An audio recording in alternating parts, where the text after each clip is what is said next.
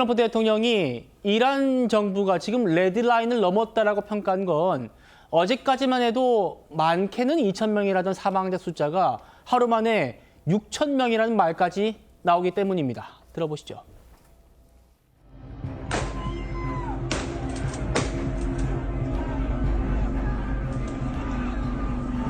Persone ferite, persone uccise, persone a cui sono stati sparati in testa con proiettili veri perché non ci sono abbastanza immagini.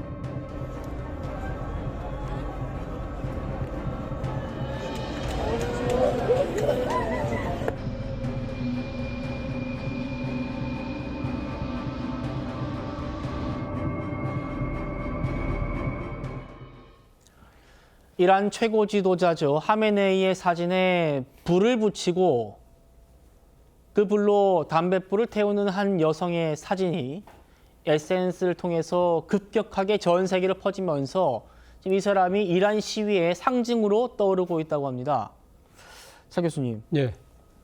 시위에 가담했다는 이유로 26살 이란 청년이 사형을 선고받고 내일 사형이 집행된답니다.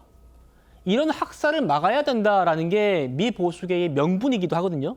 그렇죠. 지금 일부 언론의 보도에 따르면은 사실 젊은 사람들의 시신들 중에 총상이 어디냐면 바로 머리 뒤에서 지금 총상이 발견되고 있다잖아요. 바로 적결 처형을 한 그런 흔적이라고 하니까 사실 미국의 그 일종의 기준에서 봤을 때는 도저히 묵과할 수 없는 것인데 그런 측면도 있습니다만 제가 생각했을 때는 두 가지 측면이 또 더 작동하고 있는 것이 아닐까라는 생각이 드는데 첫 번째는요.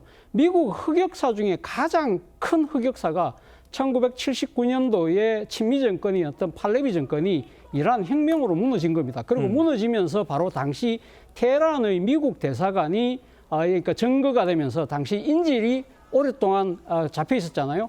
그때 이 인질들을 구출하기 위해서 카트 대통령이 특공대를 보냈는데 특공대가 사막을 걷는 도중에 헬기가 추락하면서 특공대가 전멸을 했거든요. 네. 그러면서 바로 정권이 넘어가는 그러한 그 미국의 수치스러운 그러한 역사를 이번에 그러니까 뒤엎을 수 있다는 그런 것도 작용하고 있는 것 같고 그리고 또 하나는 이란의 핵 개발과 관련해서 상당히 미국이 강한 제재를 취하다가 오바마 행정부 때 이란하고 핵 합의를 했어요. 그리고 핵 협정을 했는데 그것을 2016년에 집권했던 트럼프 대통령이 뒤집었어요. 뒤집으면서 본격적으로 이란을 다시 압박을 했는데 그 압박의 성과가 이제 더 늘어난다. 그렇다고 한다면 내가 이란에 대한 대강경한 정책을 했던 것이 이제 이 결실을 내 손으로 맺어야 되겠다는 그러한 정치적인 야욕도 저는 작용하고 있는 것이 아닐까라는 생각이 듭니다. 알겠습니다. 트럼프 대통령 일단 군사 옵션을 선택하기 앞서서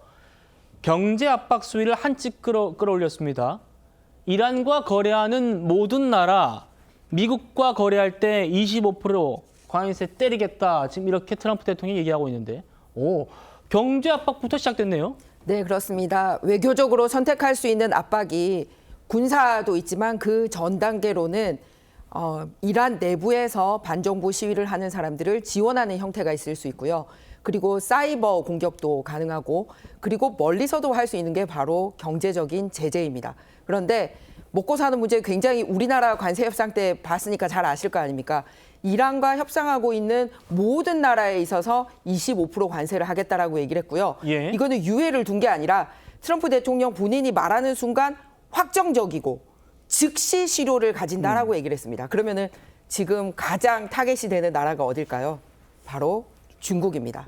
왜냐하면 이란 또한 역시 원유 수출국으로 먹고 사는 나라지 않습니까? 지난번에 베네수엘라 모두로 대통령 체포 때도 사실 베네수엘라의 그 석유의 80%를 중국에 수출하고 있는 나라였거든요. 예. 이란에 있어서도 가장 큰 그 경제 대상국이 바로 중국입니다. 그렇기 때문에 이란과 이런 식으로 경제 협력을 계속해 나간다면 25% 관세를 먹이겠다라고 할 때 가장 문제가 되는 나라는 바로 중국입니다. 그렇군요.